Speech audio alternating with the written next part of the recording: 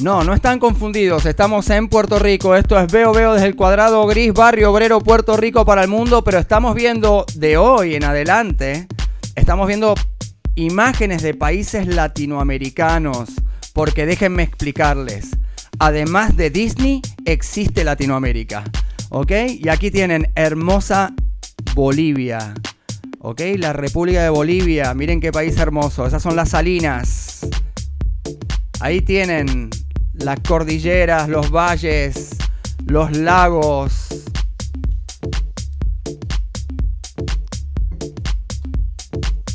Díganme si no es hermoso. Lo es. Ahí tienen La Paz, la ciudad de La Paz. No. Súper interesante Bolivia, sobre todo en febrero, cuando uno puede ir a participar de fiestas que son fiestas milenarias, fiestas paganas, como el Desentierro del Diablo, que se practica en el sur de Perú, en Bolivia y en Argentina y en Paraguay al mismo tiempo. Sí, el Desentierro del Diablo, sacar esa cosa que tenemos de adentro y exorcizarla y hablar y comunicarnos, porque si nos comunicamos, nos entendemos. Nos escuchamos, y si de escuchar se habla, hoy estamos con dos personas a quienes le agradezco infinitamente que se hayan acercado. Estoy hablando de la doctora Novoa y estoy hablando también de la doctora Rowena García. ¿Cómo estamos? Bienvenidas, bienvenides y bienvenidos todos aquí. Voy a bajar un poco la música, me encanta la música y me gusta a la mañana moverme un poco para poder soltar, ¿no? Estoy a punto de hacer un nuevo programa de educación para el Departamento de Educación, donde empecemos todos los días con música en todas las escuelas y ejercicios. Ay, sí, mover el cuerpo. Perfecto, aquí estamos comunicándonos. Bienvenidas, buen día. Buenos días. Son las 11 de la mañana, 11:03. Arrancamos súper en punto. Estuvimos hablando un poco antes.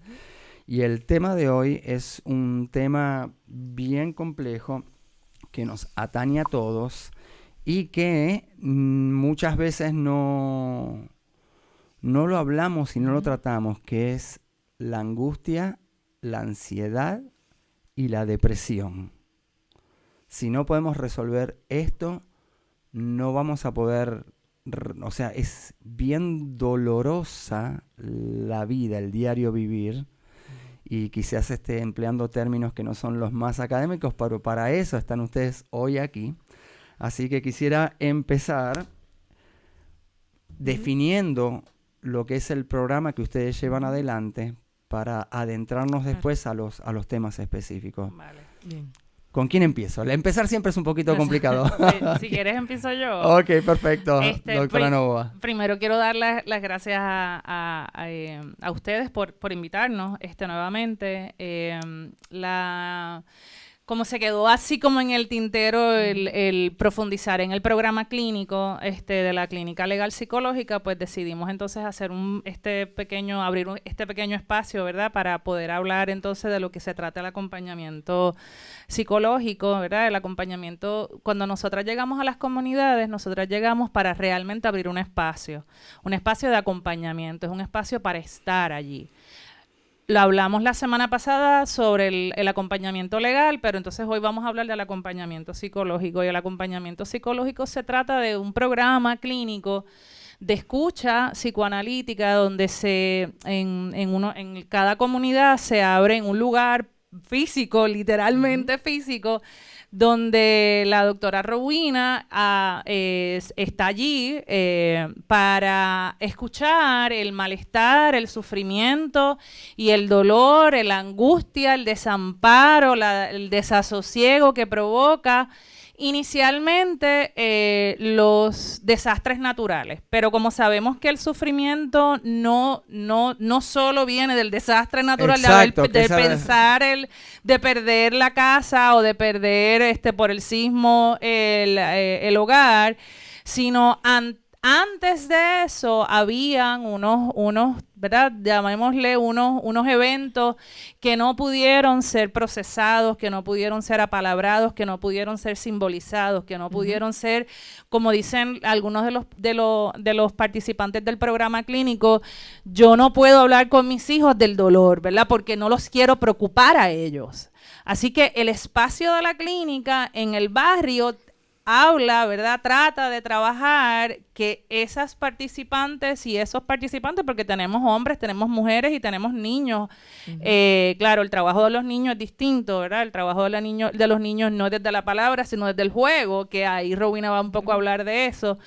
Pero lo que quería traer, ¿verdad? Como punto de inicial es que realmente el programa clínico apuesta a la palabra desde una escucha psicoanalítica.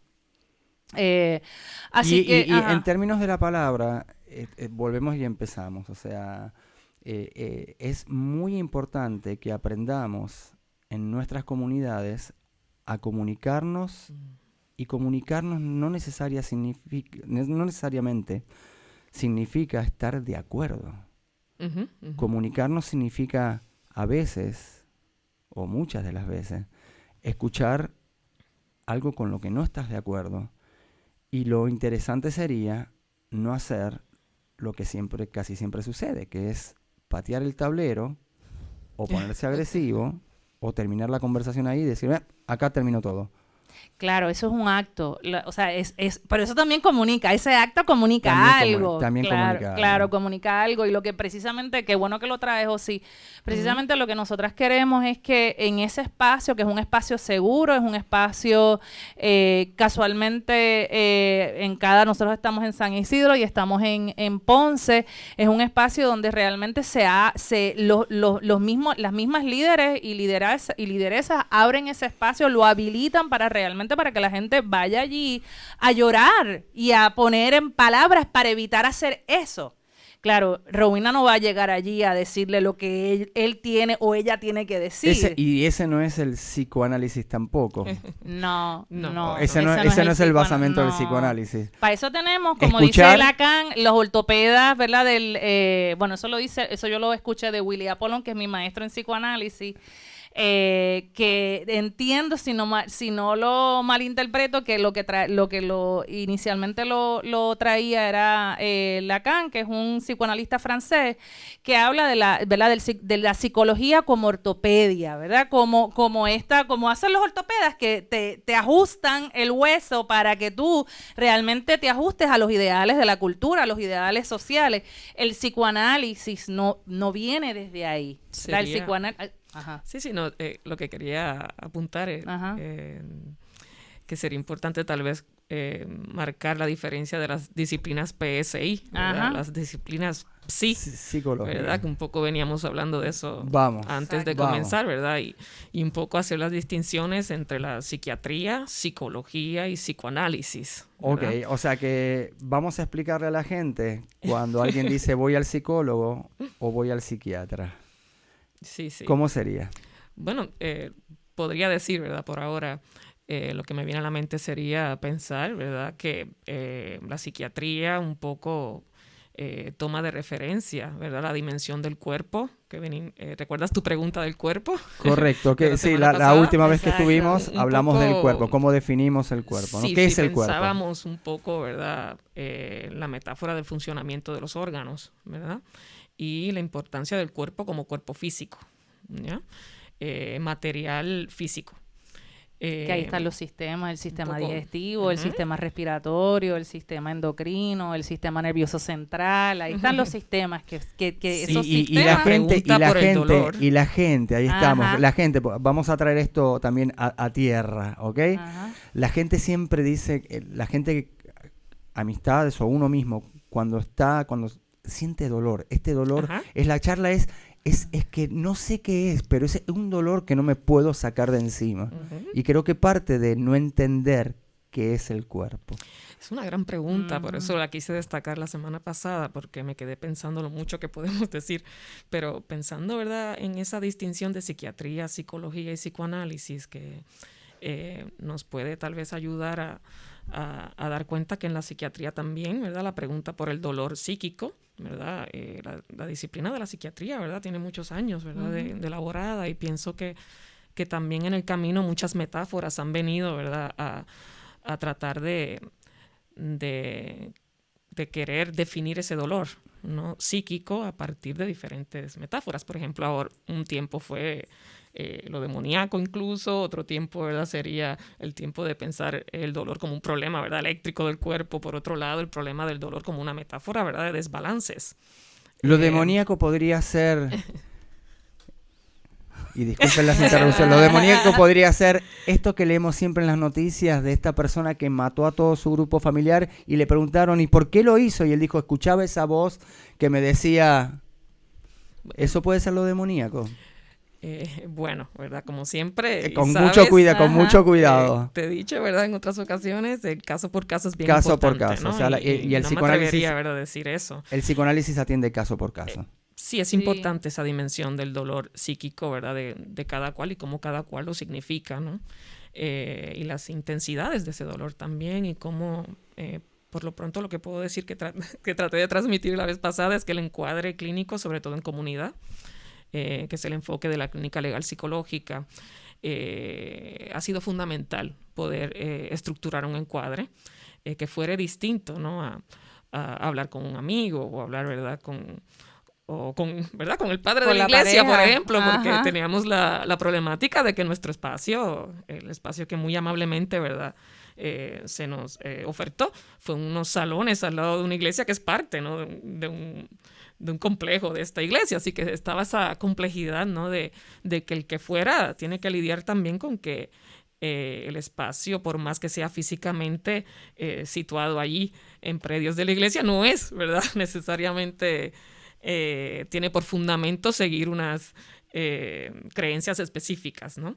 De hecho, es venir a hablar sobre lo que creemos y que cada cual pueda situar sus preguntas y reflexionar sobre la particularidad de su vivencia, ¿no?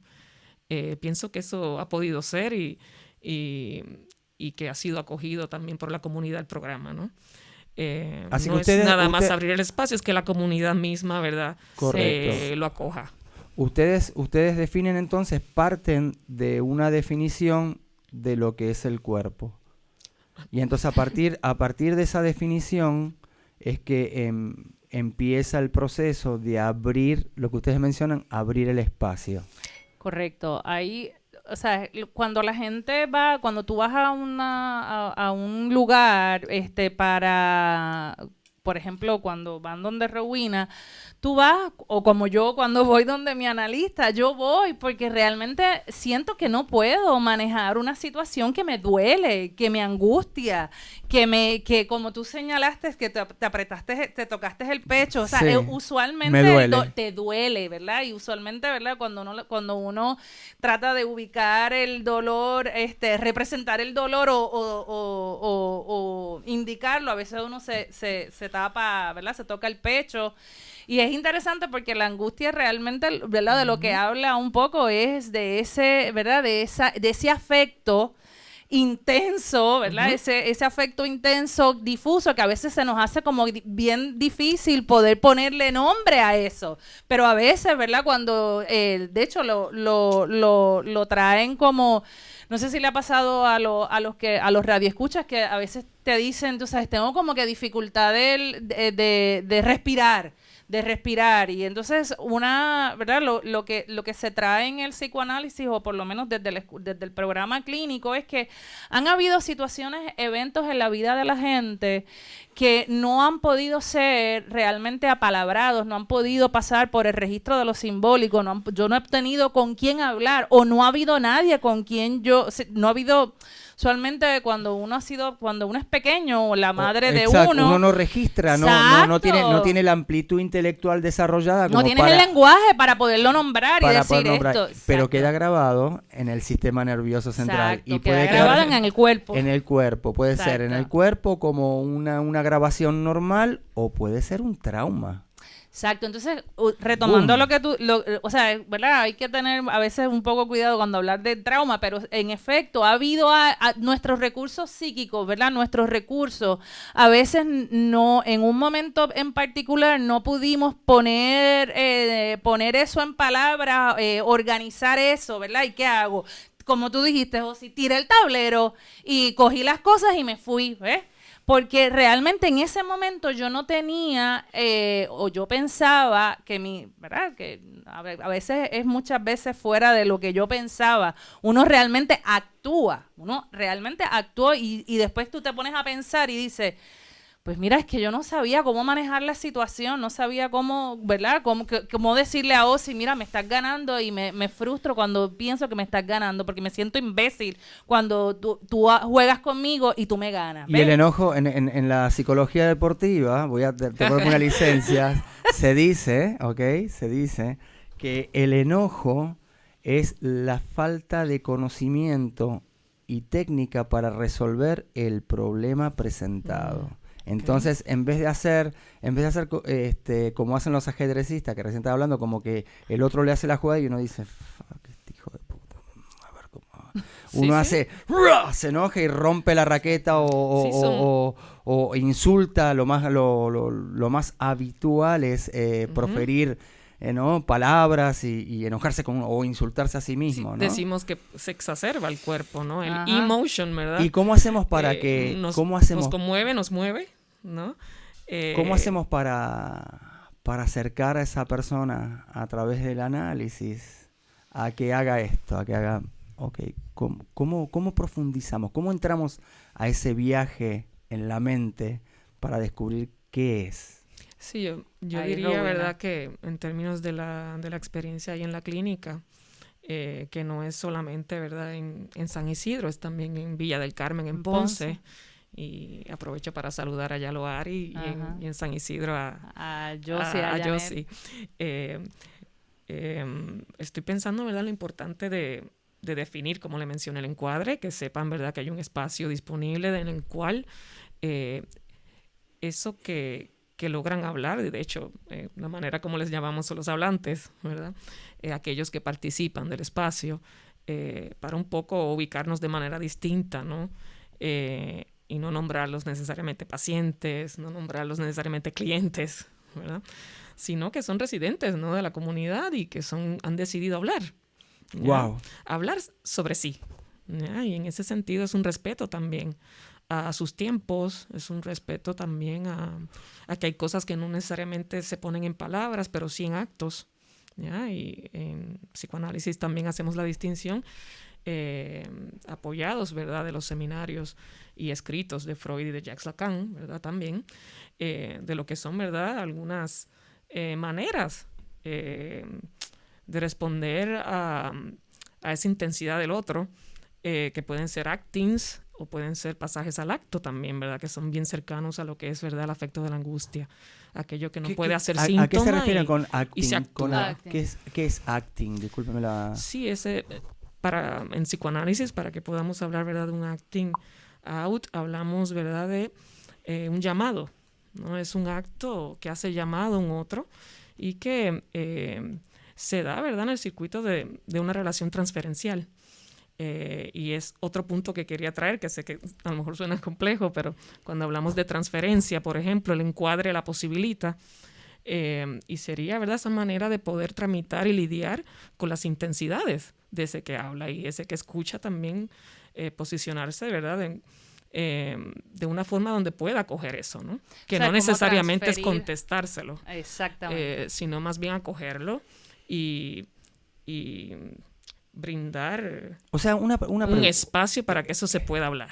Claro, o sea, que básicamente volvemos, el diálogo, el hablar y escuchar es una herramienta, es la herramienta. Es la primera herramienta. Ahora, exacto. A mí voy a hablar como si fuera... Voy a ser el abogado del diablo de nuevo, soy Lacalle, o sea, yo decía, pero al principio, ¿no? Porque yo fui bastantes años a análisis, Y entonces iba y decía, pero ¿para qué voy a análisis si yo estoy hablando todo el tiempo, ella no me dice nada? Y entonces, gracias a un mentor que yo tenía, mi primo Carlos Armanini, él me decía es que lo más glorioso de todo este proceso es que tú te escuches también cuando estés hablando. Y muy probablemente cuando empieces a hablar, empiezas a dibujar en la mente las escenas que no tenías tan claras y las empieces a poner en orden. Y eso me cambió la vida porque dije, o sea que yo voy a análisis para... Por eso es que el que está al otro lado tiene que guardar silencio, ¿verdad? Para tú poderte escuchar, tiene que el otro estar colocado en una posición de silencio. Diríamos que la escucha no es pasiva, ¿no? Ajá.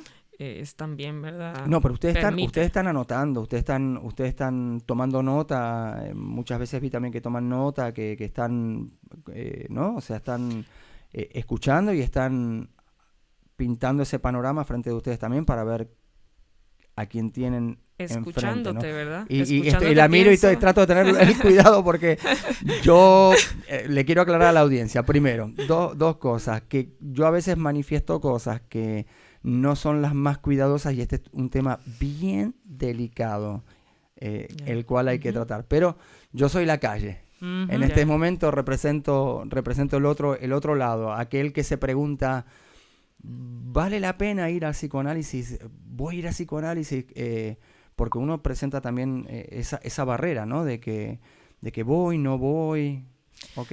Estoy pensando, retomo, ¿verdad? Tu comentario de tu relato sobre tu primo, diciendo, ¿verdad? Un poco de que en mi entender, en mi formación, ¿verdad? Estoy pensando que hay tiempos de ver, poco a poco, ¿verdad? Nuestras vivencias, historizarnos, ¿ya? A través de las palabras que elegimos y cómo vamos viendo y dando cuenta de nuestras vivencias. Y por otro lado, tiempos de cada cual de comprender, ¿ya? Y de poder ir hilvanando... diríamos, posibilidades de su modo de ser, que eso es algo para mí muy único, ¿no? Y lo que me llevó a querer estudiar esto, que es un tanto distinto en ese sentido a la psicología, y por eso quería traer la distinción. Sí, ¿verdad? Hay un imbricado aquí de que soy psicóloga clínica y mi formación, ¿verdad? En psicoanálisis también me permite escuchar desde ahí. Y pienso que tal vez la diferencia radica en que no estamos pensando a este individuo que tiene algo y que tiene que trabajarlo de X o Y manera específica, sino la posibilidad de historizar a este sujeto que poco a poco puede dar cuenta de sus intensidades y de sus actos ¿verdad? Y de pensarse no solamente desde sí, sino también en relación con los otros. Y cuando Rowena habla de historizar, cuando uno está, ¿verdad?, en ese lugar de contar, ¿verdad?, lo que pasó, ¿verdad? Porque ahí es que viene el meollo del psicoanálisis, ¿verdad? En tanto apuesta a la posibilidad de que tú puedas poner en palabras algo que te dolió, ¿verdad? Y me acuerdo cuando yo hago las entrevistas con los participantes, ¿verdad? Con los residentes de la comunidad que me hablan, pues bueno, que Rowena, pues la doctora le pregunta, pues ¿cómo te fue en tu semana? Concreto con eso. Entonces ahí es que la persona empieza a hablar de algo que le pasó en la semana que le permite de alguna manera asociar un evento en el pasado. Entonces ahí Rowena empieza a hacerle preguntas tal vez de ¿con qué tú asocias eso? ¿Verdad? No, dime, ¿verdad? Tratando un poco de ponerlo en arroz, como tú dices, en arroz y habichuela, aunque es mucho más complejo que eso. Sí, pero sí. pero de ahí es que tú empiezas un poco en la medida que tú empiezas a hablar sobre X situación dolorosa, esa intensidad afectiva que viene atada, anudada a ese evento doloroso, qué sé yo, de ¿verdad? No hay un evento en específico. No puede ser tan diverso. Exactamente. Okay. Lo que no es diverso necesariamente son las palabras que usamos. Los significantes son elecciones también, ¿verdad? Y cada individuo tiene su forma de poder expresarlo. Por lo tanto, en todo caso, sería, ¿verdad?, seguir un poco, ¿verdad? Okay, aquí estamos escuchando, pensando esos significantes. Aquí estamos aprendiendo y escuchando a través de lo que ustedes manifiestan, que esto es individual, que cada individuo es un mundo y tiene su manera y sus intensidades. Diríamos que el sujeto sí tiene sus propios modos, ¿verdad?, de articularse, ¿no?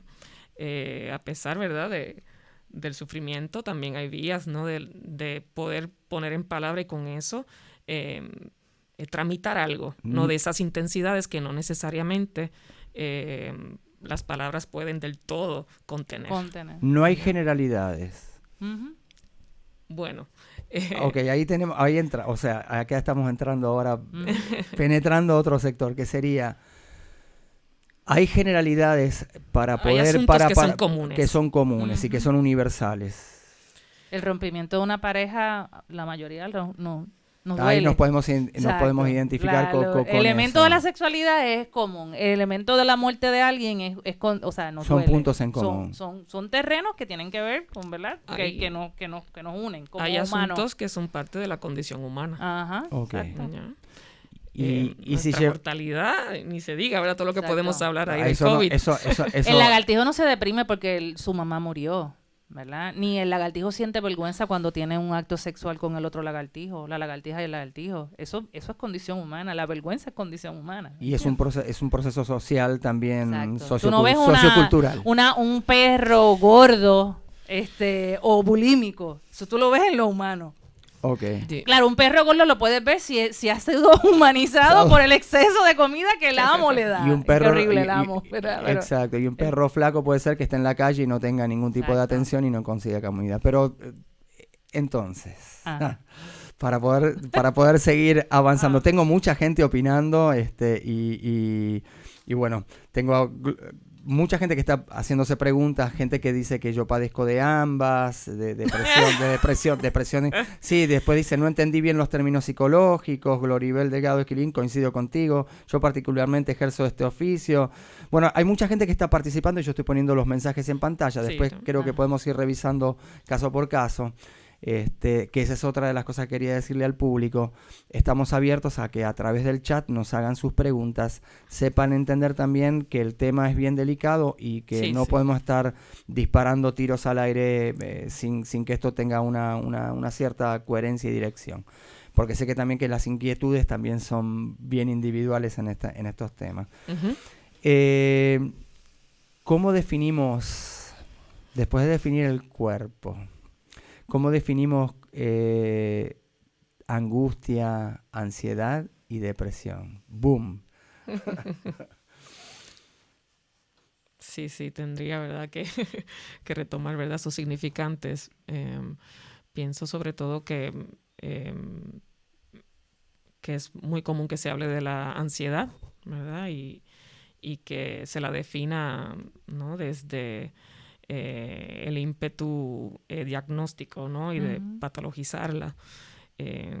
Pero, ¿verdad?, hay mucho allí de los estresores y vivencias comunes, ¿verdad? En este tiempo, por ejemplo, la angustia sería, ¿verdad?, ese afecto, nos dice el psicoanálisis, que no engaña, ¿no? Y que por lo tanto... ¿Cómo fue eso de nuevo? La angustia es el afecto que no engaña. La angustia es el afecto que no engaña. Uh-huh. ¿Y por qué no engaña? Sí, del lado de que habría que hacer una distinción entre lo que son los objetos de la realidad. Pienso, ¿verdad?, que la ansiedad y el miedo también, ¿verdad?, muchas veces remiten, ¿no?, a objetos de nuestra realidad, de nuestro cotidiano, mientras que cuando hablamos en psicoanálisis de la angustia nos remitimos a aspectos de lo real, ¿no?, y de la tensión, ¿verdad?, de este sujeto que se constituye enlazando, ¿no?, aspectos de lo real, lo simbólico y de lo imaginario. Y el objeto del cual habla la angustia es el objeto causa del deseo. O sea que ¿verdad? Vamos, quiero aclararle a todos, vamos a ir deshojando a través de los términos científicos responsables, porque esto no es un programa de que, sí, dígame 3 pasos para poder combatir la ansiedad. Gracias. O sea, eso en este programa no va a pasar. Y si todos están mirando este programa, les recomiendo, tienen otros lugares donde pueden ir a buscar ese tipo de recetas. Aquí vamos a definir cada una de las etapas científicamente y que es por lo que nos juntamos también, ¿no? Y la vocación por lo que nos juntamos. Y también vamos a tener la contraparte, en este caso la doctora Novoa va a traer la otra parte como para que todo el mundo también podamos se nos haga entendible, ¿no? a la generalidad. Una de las cosas que dijo Rowena que me parecen genial es que hay un objeto que no aparece en el área de la angustia que no está definido. O sea, yo siento miedo, lo bueno del miedo es que yo le tengo miedo al ratón. ¿Sabes? Ya yo puedo identificar un objeto concreto al cual yo me puedo referir y ese afecto que antes estaba difuso, yo lo puedo dirigir a ese objeto y ya yo le tengo miedo o fobia al ratón o a la cucaracha, que en mi caso son las cucarachas, ¿verdad? Pues ya ahí, pues tengo ahí ¿verdad? Un objeto definido. La angustia precisamente es difusa, tú no sabes. O sea, está ahí en el cuerpo, ¿verdad? Que por eso es que Rowena señala, ¿verdad? Que es un afecto que no engaña, un afecto íntimo, ¿verdad? Lo más singular del humano. Está ahí la verdad del sujeto, sí. Y marcando, ¿verdad? Lo que dice Patricia, pienso además que nuevamente esto tiene que ver con el cada cual, ¿no? O sea, no podemos hablar de la angustia como un término como general. Algo general, sí podemos tener unas puntualizaciones teóricas de lo que produce o... ¿no? De hablarlo, ¿no? De hablarlo. Y que nos permita guiar, ¿verdad? Un proceso clínico. Pero siempre en el caso por caso, ¿ya? Así que hablar en términos generales sobre la angustia implicaría más bien que estamos, ¿verdad? En un terreno más bien de lo simbólico, ¿no? Y de un asunto, ¿verdad? Académico para poder entendernos, ¿no? Y hablar de esto, pero eso cada cual, ¿no? Y si bien, o sea, es un afecto difuso, sí. Es un afecto que no engaña y es un afecto intenso y sobre todo es un afecto que muchas veces se materializa, ¿verdad? Se traduce en indicadores físicos, como por ejemplo la dificultad en respirar, ¿verdad? La dificultad en tomar decisiones. Bueno, pero eso es cognición, o sea, estoy hablando de sensaciones físicas. Estamos hablando del cuerpo, exacto, todavía. Como que... yo me estoy sacando el cuerpo de encima, ¿bien? Me ven que... Sí. Y ahí es bueno, ¿verdad? Bueno, digo que es bueno en el sentido de que apunta a algo que se tiene, o sea, que es una invitación. Una de mis maestras de psicoanálisis me dice, la mejor manera que tiene el cuerpo para comunicarse es el síntoma, ¿verdad? Así que se constituye en síntoma porque te está comunicando algo que... La invitación, por eso es que en psicoanálisis hablamos de que es una posibilidad, es la posibilidad de que entonces tú puedas poner en palabras algo de lo que en un momento en tu vida tú no pudiste poner en palabras, porque o no tenías lenguaje o porque realmente fue tan traumático que no lo pudiste trabajar. Diríamos, ¿verdad? Que el sujeto va constituyéndose también, ¿verdad? No es nada más que ya está constituido y se constituyó, sino que estos significantes siguen jugándose para el sujeto y esto, lo interesante del circuito de la clínica desde la posición que la trabajamos es permitir eso también, ese devenir del ser, ¿ya? Con las intensidades y las preguntas y el desasosiego que esto puede traer, ¿no? Y sostenerlo tal vez sea el mayor reto, ¿no? Sostener la clínica para que pueda llevar, ¿no? Y sostener ese despliegue, ¿no? del cada cual. Hay unas preguntas que me están haciendo que son bien fuertes. ¿Se animan? Dale. A ver, la voy a poner en pantalla para que estemos, o sea, aquí. Ok. Ahí va a aparecer. Un segundito. Ahí viene. No leo. Yo lo voy a leer. Leo. Yo lo voy a leer. ¿Qué estrategias viables pueden aplicarse? Este es Christopher Arroyo Andrillón. Yo sé que está desde Virginia o Washington, D.C. preguntando. ¿Qué estrategias viables pueden aplicarse para quienes se les diagnostica ansiedad generalizada y al presente tienen 1. Episodio recurrente de crisis y se le receta un SSRI o un antidepresant, pero el participante se resiste ya que tiene un historial de uso de sustancia? más sostiene una creencia religiosa espiritual. Disculpen. Pues aquí yo les dije que acá nos iban a preguntar y íbamos a estar expuestos a... ¿Hay forma de responder esto? Bueno, no conocemos la particularidad, ¿verdad? Exacto, ahí volvemos al caso, Christopher. Sí, ¿verdad? Él trae, ¿verdad?, unos asuntos de un tratamiento, ¿verdad?, que está recibiendo. Habría que ver, ¿verdad?, cuáles son esas dolencias y si el recurso de la palabra para este sujeto es una posibilidad. Él trae un tema bien serio, porque él dice que tiene unas creencias religiosas que están en contra quizás del tratamiento con sustancias que le están dando para bajar ese nivel de ansiedad, pero que al mismo tiempo él tiene esta situación recurrente. O sea, ¿cómo operamos, Claro, sobre todo en sociedades como las nuestras, la latinoamericana, que tenemos... es una sociedad judeo-cristiana con arraigos bien profundos, ¿no? Lo traigo, ¿verdad?, en el sentido de que habría que ver, vuelvo y repito, si estar, ¿verdad?, de acuerdo con asumir, ¿verdad?, un espacio para hablar sobre esto sin que el hablar sea visto, ¿verdad?, como simplemente un conversar. Ya habría que el sujeto estar dispuesto, ¿no?, a permitirse, ¿no?, un espacio para palabrar ese dolor, qué es lo que duele allí, ¿no?, y cuál es la demanda, ¿no?, del sujeto que va a recibir servicios, ¿no?, qué es lo que entiende que quiere resolver o, ¿verdad?, que lo traerá, ¿verdad?, al clínico como una demanda de querer sanar, ¿no? Desde ahí el circuito de la transferencia, ¿no? ¿Qué hacemos ahí con toda esa intensidad afectiva? La transferencia. ¿Qué es la está transferencia? Dispuesto a poner en palabra y poder ir tramitando la misma a través de esos encuentros clínicos, ¿no?, y de la estructuración, ¿no?, y del encuadre, ¿no? El contar con alguien, ¿verdad?, que no es su amigo, no es, ¿verdad?, el cura, no es necesariamente un familiar, que a veces, ¿verdad?, queremos hablar con un familiar y terminamos, ¿verdad?, angustiándolo. O, ¿verdad?, me ha pasado. Recibiendo, Exacto, ¿verdad?, toda una serie de críticas, ¿no?, que tal vez el sujeto las tome como un rechazo, ¿ya? O como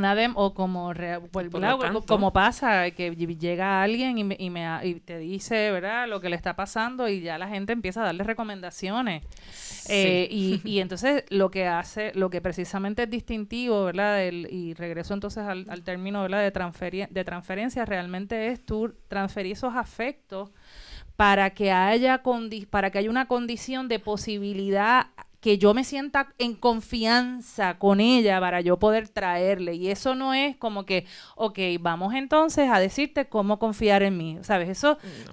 Tú sabes con quién tú confías, ¿verdad? Porque hay condiciones que se dan en esa relación humana que posibilitan la elección tuya de confiar. Pues eso es parte, ¿verdad?, del trabajo en el análisis, ¿no? De que tú necesitas que eso llega en la medida en que yo voy trabajando unos asuntos con esa persona, que en este caso es ella, que es la psicóloga clínica del programa. Y tal vez la persona llega, ¿verdad?, pensando, ¿verdad?, que va a trabajar con algo y resulta, ¿verdad?, que durante, ¿verdad?, sus sesiones va apalabrando otros asuntos, ¿no? Tal vez que fueron asociados, ¿no?, con eso mismo que pensó que era el problema principal, ¿ya? Y es interesante. Y hay mucho ahí que pensar. Ajá. Sobre eso, ¿no? Sobre cómo cada cual ha buscado, ¿verdad?, unas formas de lidiar con su sufrimiento y lo que estoy dispuesto a hablar con el otro o no, ¿ya? Y es lo que la transferencia también viene eso es la transferencia. A trabajar, ¿no? Exacto. Esa intensidad afectiva y cómo el clínico, ¿verdad?, en este caso se posiciona ante eso, ¿ya? ¿Cómo lo acoge? Pueden seguir enviando mensajes, pero no voy a bombardear con esto porque queremos ir sobre una ruta. Sí, le puedo decir a la audiencia que si tienen preguntas de nuevo, es importante ponerlas en pantallas para que otros participantes también la vean y quizás sientan cierta identificación, pero no las vamos a contestar ahora, sino que luego se las voy a pasar a las doctoras para atenderlas puntualmente y contestarlas puntualmente. Y qué bueno que hay muchas preguntas, ya, porque de eso se trata. Yo les advierto, o sea, esto es, estamos no destapando, estamos dialogando, qué bueno. Tú sabes que yo tengo una no es una definición, pero es ¿verdad? Tienes que acercarse un poquito al de Willy Apollon, que es un psicoanalista haitiano que trata un poco de pensar sobre lo que es el psicoanálisis. Entonces quizás eso ayude a la radioaudiencia, ¿verdad? A los que nos están escuchando. Y lo que nos están viendo. Gracias. Si me permites, lo voy a leer para un poco traer unas coordenadas más claras de lo que nosotras apostamos en el psicoanálisis y él habla. Se llama Willy Apollon, dice, es la posibilidad, ¿qué es el psicoanálisis? Él empieza con esa pregunta, ¿qué es el psicoanálisis? Y dice, es la posibilidad para un sujeto de poder adentrarse en las dimensiones inexploradas de su vida sin reprimir aquello que parece insignificante o indecente. Es la posibilidad de ir más allá de los múltiples fracasos, más allá de la angustia, de sus efectos en el cuerpo y de la relación de la angustia con los otros. Es la posibilidad de salirse de una manera de vivir dañina para uno mismo y para los demás. Es la posibilidad de calmar la angustia a partir de una palabra articulada y comprendida. ¿Verdad? Que ahí viene el asunto del otro. Es la posibilidad de tratar los síntomas, los malestares inexplicables. Es la posibilidad de descubrir eso que dirige nuestra vida y que ignoramos. Y ahora termino. Después de muchos intentos de salir de ahí, llegamos al punto de constatar que nada ha cambiado y que el problema de fondo subsiste. Sospechamos que algo de ese problema nos implica. El psicoanálisis es un trabajo en profundidad a partir del inconsciente, de los sueños, de los síntomas, las rupturas, los sucesos bizarros, los actos fallidos. Son términos, ¿no?, que se repiten. Maravilloso. Exacto. Pues ahí estamos definiendo cuerpo, estamos definiendo sujeto, estamos definiendo angustia, estamos definiendo el psicoanálisis para que la gente también que nunca lo haya practicado o que haya sentido la confianza como para poder ir a una sesión porque no entiende cómo es, aquí en esa definición creo que es maravillosa y tienen una amplitud y abre unas puertas para bien francas y bien honestas para que la persona entienda a dónde está yendo. Sí, es algo, es la posibilidad de ir, ¿verdad? De lo moral a lo ético. De cada cual. De lo moral a lo ético, cada cual. Sin ser juzgado. Exactamente. Para poder encontrar cómo resolver ese problema que se presenta. Y que se repite. Y que se repite toda la vida y que nos genera angustia y dolor. Ok. Estamos yendo por buen camino. Estamos yendo por muy buen camino. Espero que todos lo estén recibiendo también ahí del otro lado como corresponde. Entonces, quería mencionar que hay sucesos, hay eventos, como dijimos antes, que quedan registrados en diferentes niveles de registro. Hay también situaciones biológicas de bajos niveles de neurotransmisores y podemos aclarar también qué son los neurotransmisores, cómo en esto de definir el cuerpo podemos definir dónde está el cerebro y cómo comunica y porque a veces es como que yo no sé qué me pasa hoy, yo estoy bien down, yo no sé, y al otro día, yo ayer estaba, pero que tenía una pared adelante de mi cara y no entiendo, hoy me levanto a la mañana y las puertas se abrieron y a veces siento que no necesariamente es un problema que haya quedado que no pude resolver, sino que siento como que es algo como químico, ¿es? Bueno, puede haber un evento real o imaginario que subvierte la lógica de la bioquímica, ¿verdad? Y en ese sentido, nosotros cuando hablamos, ¿verdad?, de un evento traumático o un trauma, pues partimos de que en efecto pues subvierte, altera esa química. Y cuando, ¿verdad?, contestando a tu pregunta de lo que son los neurotransmisores, pues mira, el sistema nervioso central se comunica, ¿verdad?, a través de unas sustancias químicas de una neurona a otra neurona, bota, ¿verdad?, se le conoce como exocitosis, libera unos neurotransmisores, que son esas sustancias químicas. Y hay millones de bueno, hay bastantes neurotransmisores, ¿verdad?, la serotonina, la dopamina, los neuropéptidos, las endorfinas, bueno, you name it, la adrenalina.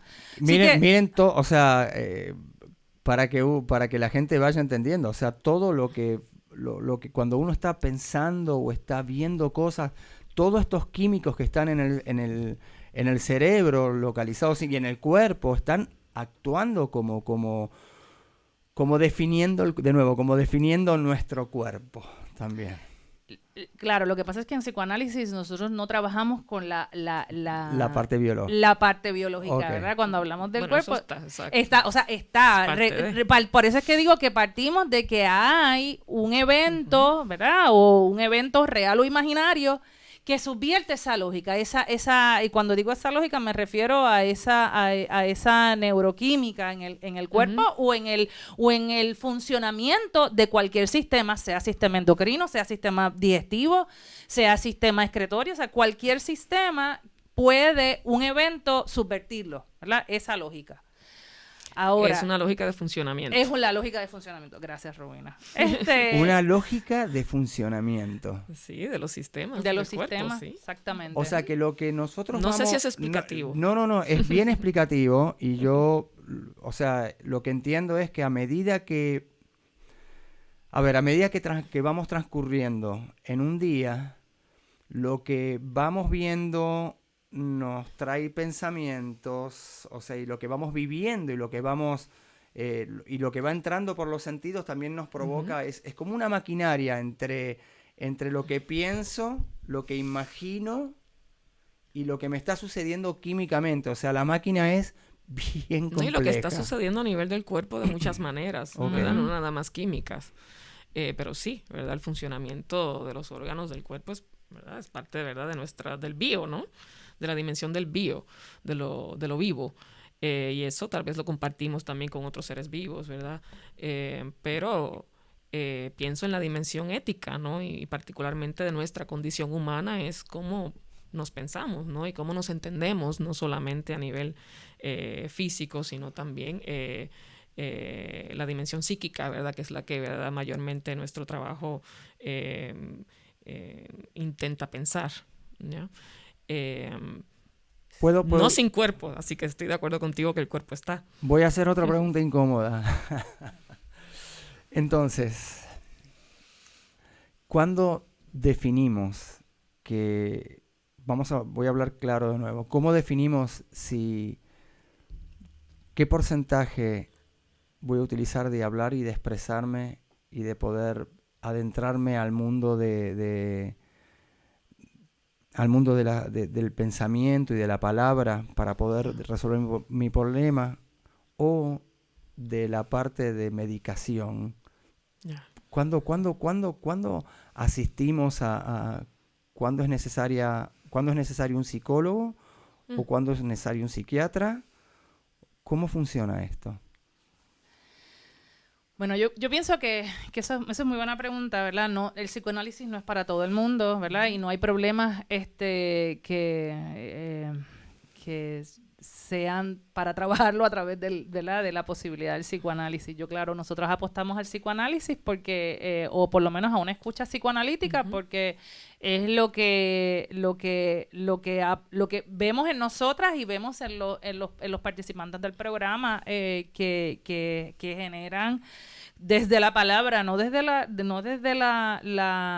bioquímica, ¿verdad? Desde la palabra ellos argumentan que sus síntomas pueden dormir mejor, pueden tomar mejores decisiones, no sienten el dolor en el pecho que sentían anteriormente. O sea que hay indicadores físicos que la palabra posibilitó reducir síntomas asociados, por ejemplo, a la depresión o síntomas asociados a la ansiedad. Así que lo que quiero traer con esto es que cuando estamos hablando de que uno apuesta a la palabra, es que realmente la palabra posibilita cambios a nivel de los sistemas. Eso es una. 2. El problema de la biofarmacología, ¿verdad? El problema de la farmacología es que, de hecho, hay un trabajo hermoso que se llama The Epidemiology in America. Me voy a acordar del título, del Robert Whittaker, se llama Robert Whittaker, que hace una crítica genial a todas las la industria farmacológica, donde muchas veces cuando se ha pensado anteriormente que la depresión pues es una disminución en los niveles de serotonina en el cuerpo, las vías serotoninérgicas.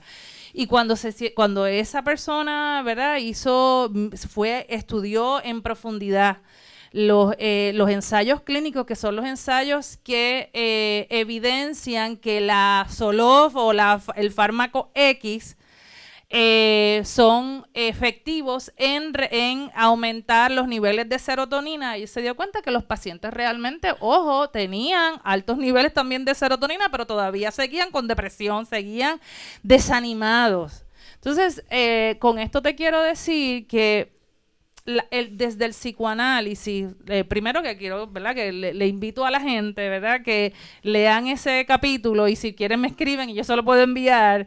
Es un trabajo excelente para pensar de manera crítica la panacea de la farmacología como tratamiento para el dolor. Eso para empezar.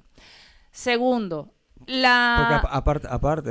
aparte, quizás esto lo podemos traducir. Mucha gente que sufre está haciendo un deporte y tiene un dolor, y entonces se ponen un calmante y siguen haciéndolo. Exacto. O sea que tú puedes estar cometiendo el error de pensar que eso ya se fue, porque estás subiendo antinaturalmente los niveles de serotonina y todavía está, el problema está. O sea, claro, porque lo que subyace no se trabajó. Lo que originó, ¿verdad?, la causa original, o la causa, vamos a ponerlo así para no ponernos ¿verdad?,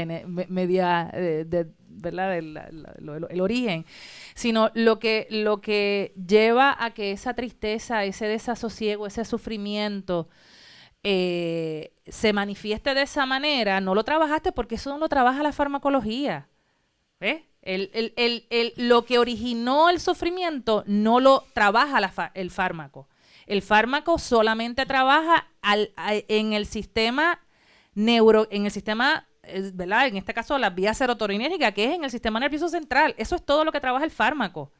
Pero eso no significa que lo que causó que la lesión se haya curado. Sí, exactamente. O sea que es un alivio. Es un alivio. Es un alivio momentáneo. O sea que sería bien delicado. A veces un tapón también. Exacto. Porque claro, seguimos viendo, ¿no? Están ahí todavía sentados. Están sentados escuchando.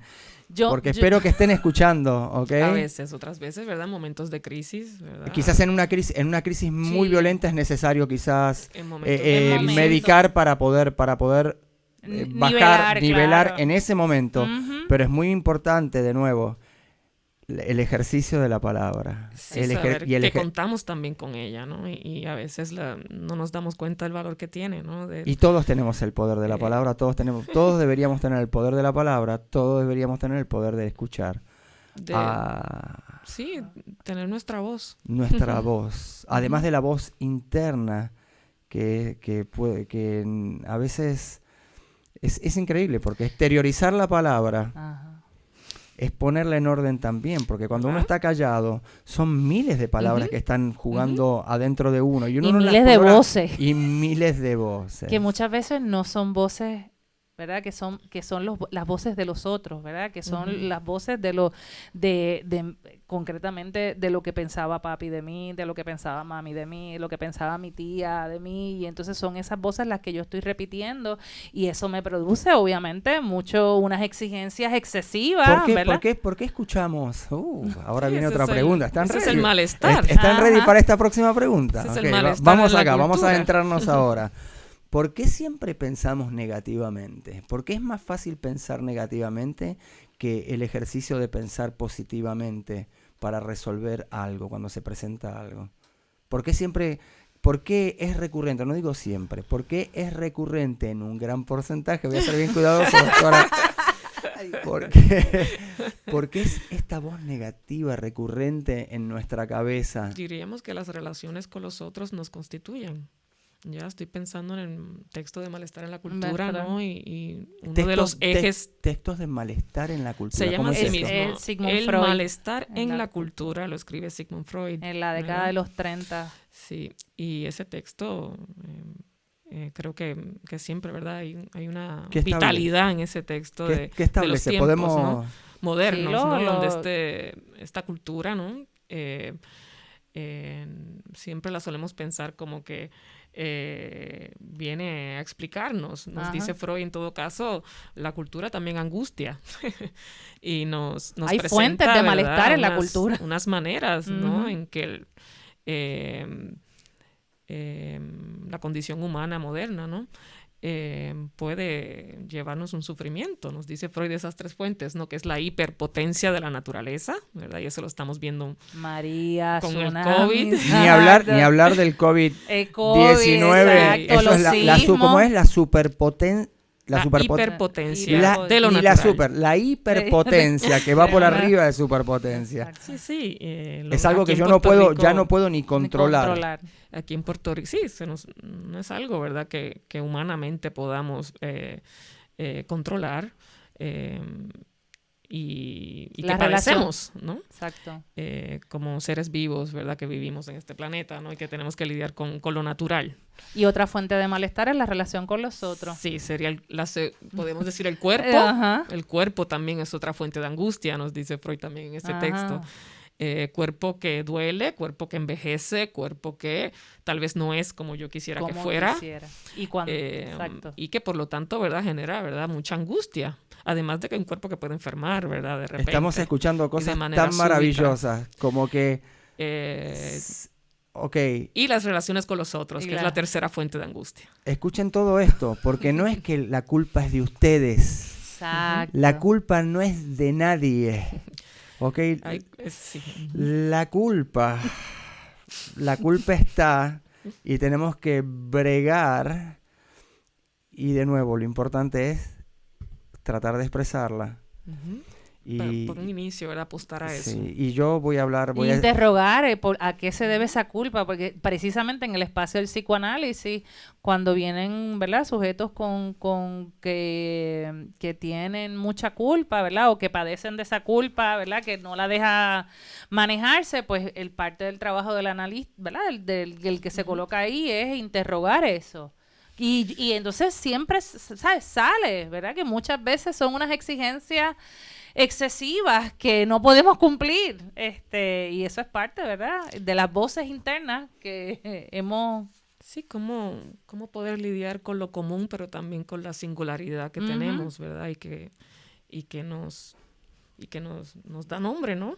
Hoy estamos viendo... Y tercero, ¿verdad? Cómo poder pasar de hablar de culpas, ¿no? Hablar de responsabilidades, ¿no? También. Responsabilidades subjetivas con nuestros goces, con nuestros modos de satisfacción y nuestros deseos más íntimos, ¿no?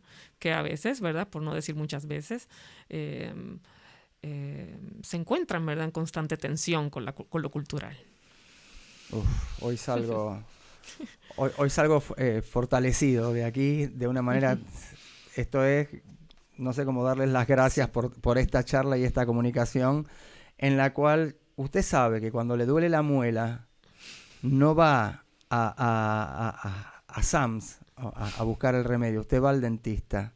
¿Okay? Así que cuando sabe que tienes esa angustia que le produce ese dolor y ese desasosiego, existe un lugar que se llama el psicoanálisis y que es glorioso, ¿ok? Los que hemos participado siempre estamos súper agradecidos. Agradecidos y a veces enojados también, porque uno sale a veces de las sesiones como cuando uno descubre cosas, y uno confronta y uno descubre cosas que a veces no son agradables descubrir y que no son de uno estuvo ahí, sobre todo en el proceso, ¿no, doctora? En el proceso cuando uno está creciendo del año a los, vamos a poner 10, 12 años, 14 años, uno está dentro de este experimento que se llama familia, si es que tiene una familia, si es que tiene, no sé si decirlo, no voy a decir suerte ni nada, si uno tiene una familia, una estructura en la cual de uno se puede apoyar y aferrar con todo lo negativo y lo positivo que transcurre, porque, de nuevo, somos individuos, no hay una fórmula matemática para la felicidad. Sí, como pasar de esa confusión y demanda de la familia, ¿verdad? A poder ir viéndonos y entendiéndonos, a pesar de nuestras intensidades y las intensidades de los otros. Tengo unas preguntas aquí y ustedes me dicen si están cansadas y agotadas. Las estoy matando. Pero nada, de eso se trata, que estamos en Veo, profundiza y analiza, investiga. Ya les voy a dar un respiro en breve. Ahí tengo unas preguntas que se hicieron antes y me gustaría saber si se pueden responder realmente. Acá me pregunta, ¿es la depresión y o ansiedad cuestión de madurez? Es decir, mientras más mayor te haces, ¿disminuyen los síntomas? ¿Se entiende la pregunta? Sí, coloca la madurez tiene que ver con la ansiedad y la depresión. ¿Es una cuestión de madurez? Uf, qué difícil, ¿no? Sí, porque es que lo que presupone la pregunta es que en la medida que vamos envejeciendo ¿verdad? O madurando es que nos va a dar depresión y ansiedad y no o disminuye. No, desde el psicoanálisis no se mira las etapas, ¿verdad? Como causantes de o como supresores de. Exactamente. O sea que uno puede tener 90 años y ser el jefe sabio de la tribu y tener unos dolores internos emocionales también. Bien. Sí, y nuevamente, ¿verdad? Las palabras dependen de cómo se signifiquen, ¿verdad? En este caso, maduración o madurez. ¿Qué significa? Si se refiere a cantidad de años, ¿verdad? Si a lo que se refiere o es la, ¿verdad? Envejecer. Yo creo que esto, en esta pregunta tiene que ver con envejecer más con... Porque, ¿qué significa...? Bueno, tendríamos que entrar. ¿Qué significa envejecer y madurar? Sí, que ahí habría que tomar, ¿verdad? Y pensar, ¿verdad? Esa pregunta desde cuáles son los entendidos de la madurez, pero no necesariamente, ¿verdad? Las dolencias psíquicas, por ejemplo, la tristeza o la llamada ansiedad, ¿verdad? La exacerbación del cuerpo o la inhibición, ¿verdad? De las acciones humanas tiene que ver, ¿verdad? Como una explicación madurativa, claro, o de desarrollo, si va por ahí. Exacto. Y como se hace la pregunta, ¿verdad? Si disminuye, no necesariamente, lo sabes, tú puedes tener una persona de 70 años, 80 años, muy madura, pero sufriendo mucho. Particularmente en una cultura donde no hay espacio para el vínculo con los otros. Y esta es otra pregunta que hay acá. Ajá. Boom. Requete boom, boom, boom. Yo voy a unir dos preguntas acá, claro, que sería cómo... a ver cómo lo hago, porque me gusta hablar con usted y con usted también, porque hay que definir lo que se está diciendo para poder saber qué responder, no estar... Primero definimos qué se está hablando para poder después contestar. Y en ese caso viene a colación de lo que usted estaba diciendo, doctora. Estas personas que sufren esto, dos cosas, ¿cómo pueden transmitirle porque salen de la sesión, pero cómo pueden transmitirle al grupo humano lo que les está pasando. Y atando otra pregunta más, ¿cómo puede el grupo humano, qué puede hacer para colaborar, para que esta persona pueda expresar y pueda funcionar? ¿Qué es lo que uno debería hacer cuando uno está con una persona que tiene ese dolor, esa angustia, o está pasando por depresión? ¿Qué es lo que uno debería hacer? Escuchar, callarse, recomendar, como dijimos al principio. Hay gente que dice cosas y la angustia crece. ¿Qué hacemos? Esta sería pregunta como para terminar, quizás. Yeah. ¿Qué puede hacer la persona cuando sale de ese análisis? ¿Qué puede hacer el grupo? ¿Qué hacemos? Uf. Bueno, yo creo que tú dijiste algo, tú dijiste algo importante, y es el espacio para escuchar. Es el espacio para dejar, ¿verdad? Para que el otro pueda poner en palabras lo que está viviendo, sea ¿verdad? En el sufrimiento, o lo que está procesando con la psicóloga o la terapista. Ahora, no todo se tiene que, o sea, también es pensando en lo que dices, ¿verdad? No todo tiene que, para eso uno tiene una psicóloga o una analista, o sea, uno lo deja allí y uno lo trabaja con ella o con él, pero no. Porque también podemos decir que también uno puede, no diría, no sé cómo, ahora usted me hace pensar qué palabra voy a usar, me gusta, es un ejercicio bien delicado. Sí. Uno puede cargar también al grupo con cosas que el grupo no sabe cómo resolver. ¿Cómo hacemos? O sea, hay un lugar para cada cosa.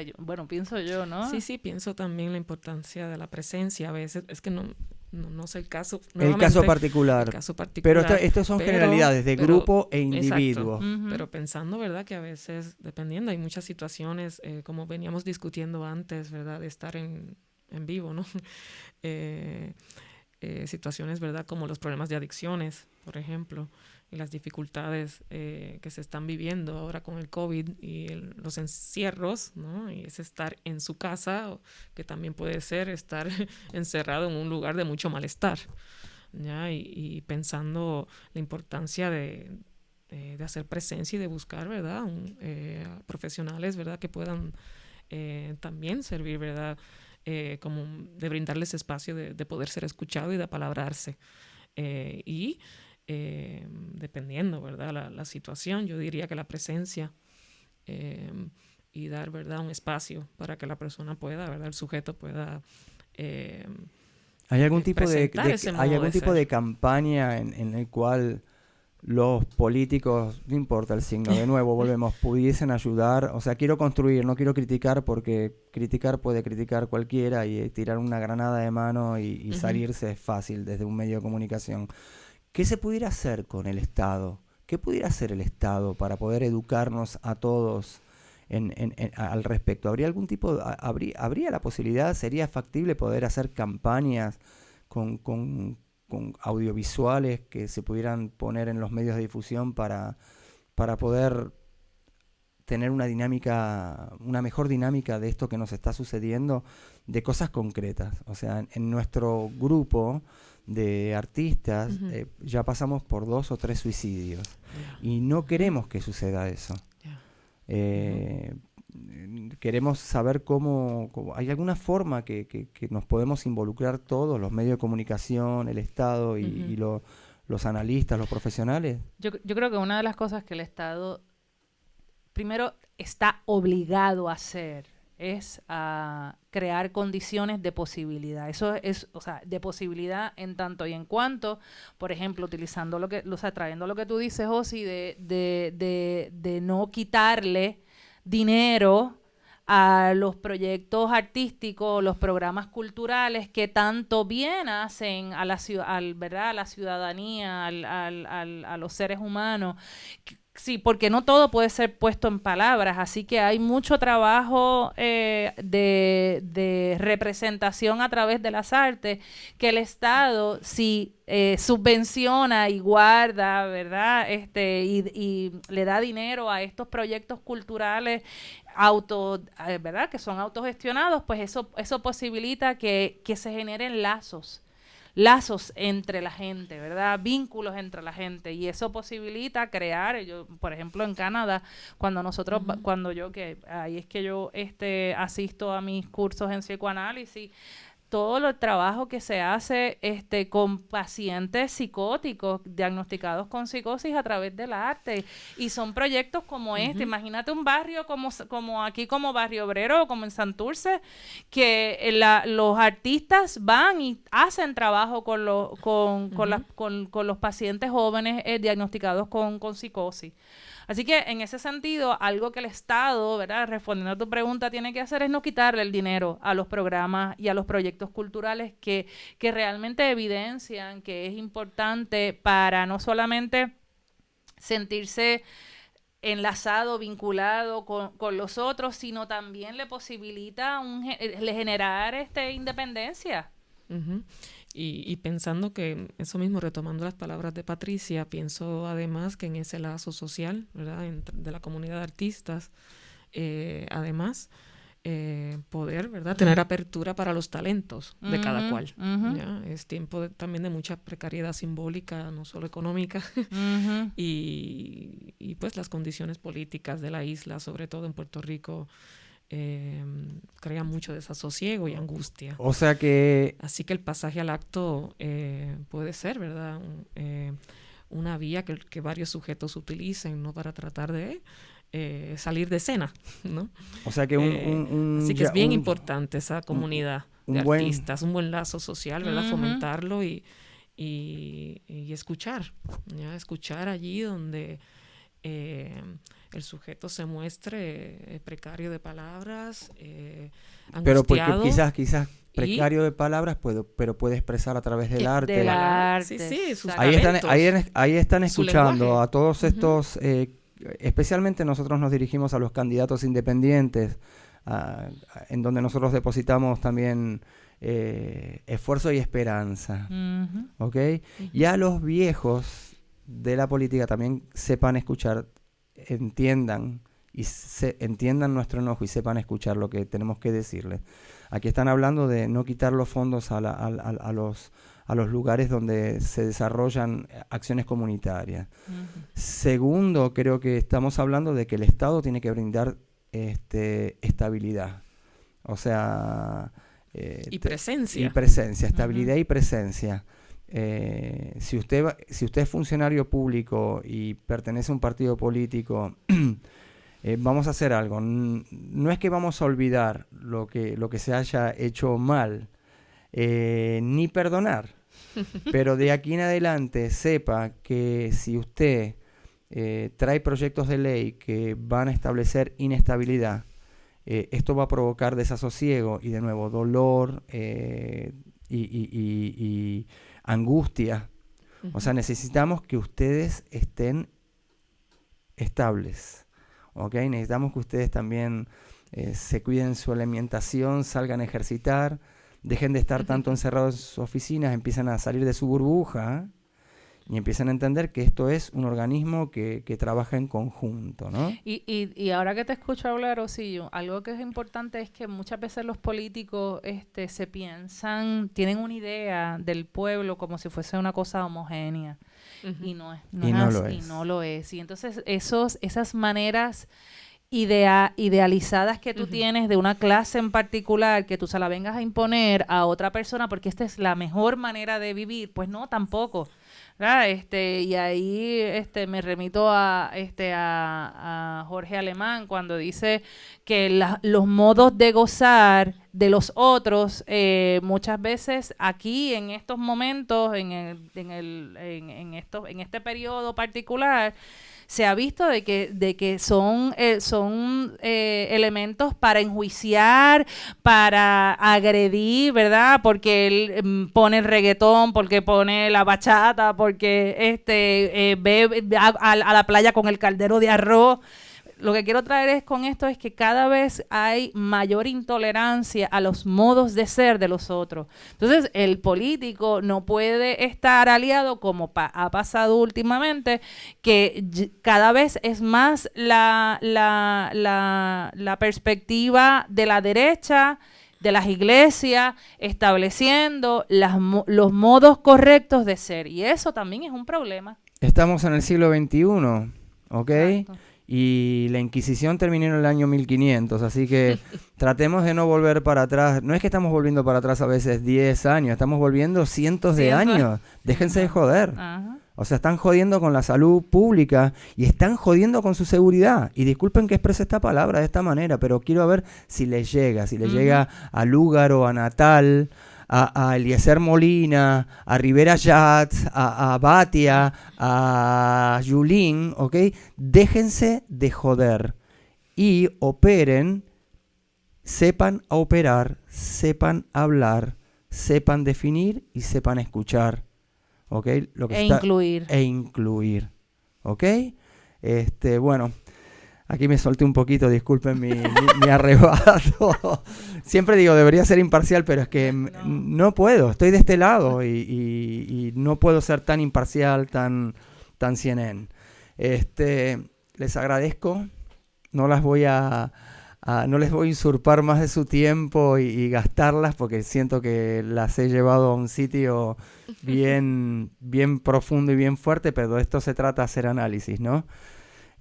Volveremos después de que es un trabajo. Y hoy quizás en vivo la gente ha visto cómo es esta dinámica quizás de escuchar, de definir. Ir poco a poco viéndose y comprendiéndose y generar lazos. Ya, lazos con los otros que tan importantes son a pesar, ¿verdad?, de los COVID, ¿verdad?, a pesar de los huracanes, a pesar de los acontecimientos, ¿no? Es también sostenernos. Y la invitación está también, ¿verdad?, para poder pensarnos en lo particular. No solo, ¿verdad?, perdernos en la masa, ¿ya?, sino también generar nuestra propia voz. Ok, acá tengo un último mensaje. Gloribel es una artista bien querida y apreciada, Gloribel. Así que un saludo. Ahí te están enviando un saludo, Gloribel, y ella, Gloribel, manifiesta: gracias por este programa, me quedo con 2 palabras, escuchar e incluir. Gloribel hizo puso un escrito hoy. Gloribel, gracias por tu escrito, lo leímos creo que un montón de personas, y sí, estamos haciendo una sabática forzada, donde tenemos que reenseñarnos, replantearnos y reeducarnos y reinventarnos para ver dónde, justamente algo que estábamos hablando antes, de dónde sacamos los fondos para poder seguir cumpliendo con nuestras obligaciones económicas y seguir viviendo. O sea, sí, los interesados nos pueden escribir, ¿verdad?, por la página de Facebook. Sí, la Clínica Legal Psicológica, esa es la página de Facebook, Clínica Legal Psicológica. En Instagram estamos, Clínica Legal Psicológica. Aquí tienen, deme un segundo, voy a poner acá, Clínica Legal Psicológica. Ahí lo tienen, doctoras. Ahí. Sin la I, Clínica Legal Psicológica. Ay, perdón. Clínica Legal Psicológica, nos encuentran y ahí nos pueden escribir tanto en Facebook, Instagram y en Twitter. Ahí lo tienen. Exacto. Muchas gracias. Gracias a ti, Osi. Gracias. Gracias. Hay una parte de mí que se siente un poco mal porque yo sé que las he llevado... Y yo tampoco quiero aclararle a la audiencia que yo no tengo estudios en psicología y trato de ser lo más honesto con este tema y lo más sincero y juicioso, ¿ok? Sobre todo cuando se trata de vidas humanas y personas y seres que, de nuevo, somos todos individuos diferentes. Eso es lo más increíble que descubrimos finalmente en el siglo XXI. Ok, muchas gracias, vamos con música. Hoy nos vamos con imágenes. Le agradecemos acá a la doctora Novoa. Y aquí tenemos también a la doctora Rowena García. Muchas gracias, gracias por estar acá. Gracias. Pues nos vamos con música y nos vamos con imágenes. De acá en adelante voy a estar mostrando países latinoamericanos, porque ¿saben qué? Además de Disney, existe Latinoamérica, ¿ok? Así que nos vamos con Bolivia, imágenes hermosísimas de Bolivia. Esto es Veo desde el Cuadrado Gris, Barrio Obrero, Puerto Rico para el mundo, dando cátedra en un programa de 1 hora y 20 minutos ininterrumpidos, profundizando en lo más importante, en los cuerpos, las cuerpas, las mentes. Gracias por estar ahí.